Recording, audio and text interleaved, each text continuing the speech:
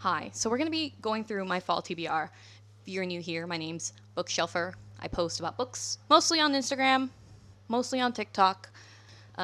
We're using a lav mic today. I'm really hoping you can't hear the atrocious sounds coming outside of my house because they're mowing my lawn. And of course, it has to happen when I'm recording. What do they call it? Murphy's Law? Anyway, so we're going to go through my TBR for end of August, all of September, pretty much. Am I a physical TBR person? Absolutely not. I cannot stick to a TBR to save my life. Okay? I try so hard. There are books that I'm like, I'm going to read it in this order, but it's a mood read, okay? It is, the vibes are right. And I'm also in the biggest reading slump. Like, I have not been able to get into any books. I'm mostly a romance reader, but I also read a lot of fiction. I also read a lot of fantasy and horror. Horror is like my top second genre that I read. It would be romance, horror, then fantasy, I believe. So anyway, we're doing the vibes are right. It's a spooky choice. If you want to see the whole video of how I picked out my TBR, that'll be on my TikTok. So linked below. You can see, you can join me there to see some other type of content that you can't get in this long form one. But anyway, let's go through the TBR. First one, Carmelia. I hope I pronounced that correctly. But pop it up here. I lost my physical copy. Go figure. But it's a book that my best friend and I are reading because we want to read. I think it's called Hunger Stone. I think. I'll pop it up here so that you guys can see the other book. But basically, that one is a sapphic romance based on this original classic that inspired Dracula. Or, yeah, I think that's how the lore went. Now, this one, horrible representation. Absolutely bad. Atrocious, even. Best friend was like, it's not good. But we knew that going in, that it was going to be bad. But we still want to read it because we want to read this one here that has better representation and is allegedly better. So, that is the plan. But I have to get through this to get here. So, that's how we go. The next book on my list is Practical Magic. You might say, bookshelfer. Ooh, there's a bookmark in there. Yes, there is. I stopped reading a while ago. I DNF'd the book. I couldn't get through it. I'm a mood reader. Very hard for me to actually, if I'm not in the mood anymore, I'm not going to finish it. So I got to page 132, and I stopped reading. But I want to finish it because I want to read the whole series because the book is actually good. I just wasn't in the mood to finish it. So this is on the TBR. We're finishing this. The bookmark fell out. We're going to get past page 132 this time. Another book that's on the TBR that is, mandatory on the TBR is My Heart is a Chainsaw. This book scares me, okay? I'm deeply, deeply terrified of this book. It makes me want to cry. I read the first chapter, and then I put the book down and contemplated my life choices. But a friend of mine bought it for me, and she said, we have to read it. We have to buddy read it. And I said, okay, go off, queen. Then we proceeded to not read it for a couple months, and then she texted me, I finished it. I read it in one day. So now I have two books that are at the top of the TBR that I have to finish so that I can actually discuss this with her. But it looks really good. It looks very scary. I think I might cry. But I'm looking forward to it because we want spooky season vibes. Now, this next book, Temptation by Arlstein. I cannot express to you how excited I am to read this. It is about vampires that have a bet and they have to seduce and turn a human into a vampire. But it takes place in the summer. So I was like, this is perfect. This is my perfect. The summer is gone. We're going into fall read. That's also on the TBR. This has been on my TBR for a while. It's The One Dark Window by Rachel Gillig. The duology. I haven't read it. I know nothing about this book, by the way. Absolutely nothing. One thing that I know is, the only reason I know is because Little Simsy talked about it on stream and I was like, sold. She said that she read this book that was really good and that it involved tarot cards. It was because she was playing The Sims Life and Death and there's tarot cards in that game. So I got really excited. I was like, ooh, I love that. So I bought both of them. I haven't read them, but we're going to do it now. And because I like to break up the spookiness and the fantasy stuff with a little something more my speed, because I'm more of a romance reader, Bride. I've heard mixed reviews, but I like Ali Hazelwood's writing. I've read most of the stuff she's written. There's a couple things I haven't read. Everybody keeps talking about how Deep End wasn't good. I bought it. I haven't read it yet. So I might have to do a video reading all the books left over that I have of Ali Hazelwood that I haven't read. I think it's 3 or 4. So I might do a video on that. But for now, spooky TBR, Bride. Because I used to like werewolf romances. I read Shiver back in the day. If you were an OG reader during the middle school years and you're like maybe around my age, you probably read Shiver in middle school or high school. That was my introduction to like werewolves and vampire stuff. Also, Twilight. Shout out. Is Twilight great? No, it's not the best literary piece of fiction that exists. But it was so good for its time. It was so enjoyable for its time. And as problematic as the author is, with a little bit of stuff she writes, like if she does a Jacob Renesmee and whatever thing, I don't know if I'm gonna read it, but I still enjoy Twilight. I still enjoy the movies. I still like it. Do I think it's the best piece of literature? No, but you don't need to like absolutely think that something is the best piece of literature to enjoy it. I mean, I watch bad movies because they're a fun watch, not because they're good, you know? So sometimes you just want to do it for the vibes, not so much for the content.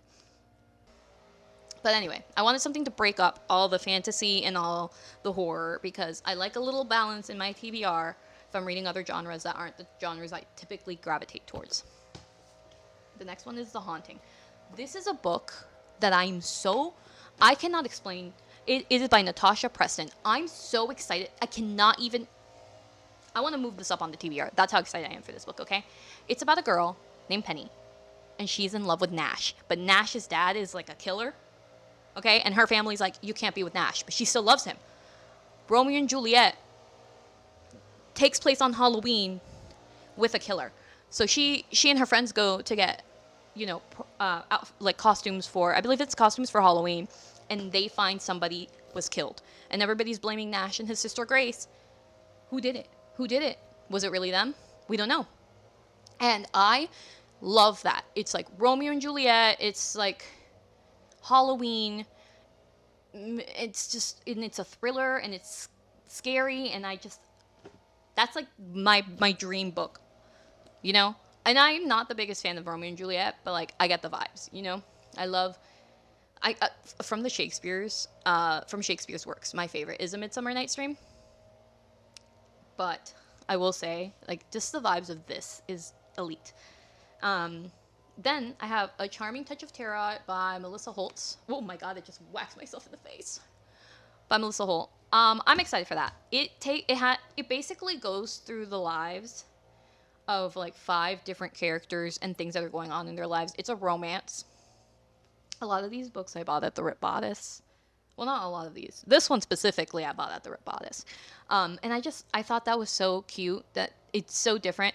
Also, I like flipped through here and there was something that gave me the vibes of, do you remember that movie where she dies and her fiance is like dating someone else and she's haunting her fiance's new girlfriend? Oh my god. It's Not Just Like Heaven. That's a different one. It'll come to me eventually, and I might pop it in here or write it down. But that it gives me the vibes of that movie, and I'm so excited to read it. But it's just really nice. Like it seems really nice. It's like Alyssa, Nina, Lainey, and Corian's friendship is being put to the test, and they all have their own things going on. Like Nina's marriage is falling apart. Alyssa has a new romance. And no one trusts Corianne. I don't know what Corianne did for them to all trust her, but I'm sold. Somebody's being blackmailed, and Alyssa can contact ghosts. Like, it's so interesting, and it's so spooky that I think it fits the right vibes for, like, pre-spooky season. Because when we hit October, I'm going full send into scarier books. Also, when we hit October, I'm going to be reading more on my Kindle as well. I say Kindle, the Kindle app. I don't have a Kindle. I have an iPad. Please. But anyway, I don't own an e-reader currently. I am literally just reading on my iPad, which works just fine for me. My eyesight could be better, but it's fine. For the next TBR, I'm going to be reading a couple more books that are in Kindle, but that is because there are these horror books that I've had on my TBR for a while, and a lot of them are on Kindle Unlimited, which I have. And I'm going to get some from Libby. but that'll be a separate video. That'll be more spooky. I'm gonna be sleeping with the lights on because it's scary. The next book is My Vampire Plus One. I saw this at the store a while ago. It's by Jenna Levine. And I'll just read you the back because this is long form, so we can stick around and get to know each other. Amelia Collins is by definition successful. She would even go so far as to say successfully single, but not according to her family. She's tired of the constant questions about her non-existent dating life. When an invitation to yet another family wedding arrives, she decides to get everyone off her back once and for all by finding anyone, to pose as her date. After a chance encounter with Reginald Cleves, Amelia decides he's perfect for her purposes. He's a bit strange, but that's fine. It'll discourage tough questions from her family, and it certainly doesn't help her. Can you believe I do speak English? It's one of my 3 languages. But it's fine. It'll discourage tough questions from her family, and it certainly doesn't hurt that he's very handsome. 4 centuries old vampire Reggie posing as her plus one sounds like the ultimate fun, and if it helps his ruse of pretending to be human, so much better. As Amelia and Reggie practice their faux romance, it becomes clear that Reggie is as loyal to her as the day is long, and that Amelia's first impression could not have been more wrong. Suddenly, being in a real relationship with Reggie sounds pretty fantastic. I am so excited for this. I cannot explain to you how excited. It sounds so fun, and I haven't heard of a premise like that. Wait. I'm about to surprise you with the deep cuts. Okay. There was a series. It's by Aline Schreiber. This one. Okay. I absolutely love this book. And she is dating a guy that she thinks is a vampire. Is he a vampire? I don't know. Read the book and find out. It's one of my favorites, this whole series. This is the first 3 books, I think. First book. But there are a couple. And I read every single one of them. Reread every single. Honestly, I should do a video rereading this. Rereading my childhood favorites. I have Hush Hush up there, too. And some other vampire books. The Out for Blood series by Harvey. I don't remember her first name, but her last name's Harvey. She's brilliant. Love her. Vampire Academy. This is becoming something else. This tangents. Hold on to your socks. This is The Black Witch by Lori Forrest. Now, for somebody who struggles with reading really large books, because if I'm not in the mood for it, again, it's going to be hard for me to finish. But I bought this for my birthday a couple years back, and I'm just going to read you the little excerpt. I found it at Books and Books, one of my favorite bookstores in South Florida. Shout out. I know they have other branches and other, it's not branches. Other, the word eludes me. But they have other stores in other places. But the one I know is from South Florida. So anyway, a new black witch will rise. Her power is vast beyond imagining. Lauren Gardner is the spitting image of her grandmother who drove back the enemy forces in the last Realm War. But while her people believe she will follow in her grandmother's footsteps and become the next Black Witch of prophecy, Lauren is devoid of power in a society that prizes magical ability above all else. When she is granted the opportunity to pursue her dream of becoming an apothecary, Lauren joins her brothers at Verpax University. But she soon realizes that the university may be the most treacherous place of all for the granddaughter of the Black Witch. As evil looms and the pressure to live up to her heritage builds, Lauren's best hope of survival may be among a secret band of rebels, if only she can find the courage to trust those she's been taught to fear. It looks really interesting.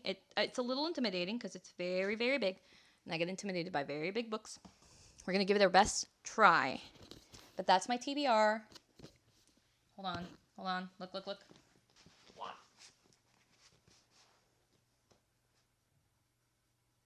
See? Beautiful. Magical. Oh! Don't be me. Don't drop your bottle. Ah! Okay, it's fine. Ooh. Cut the cameras. That is my TBR.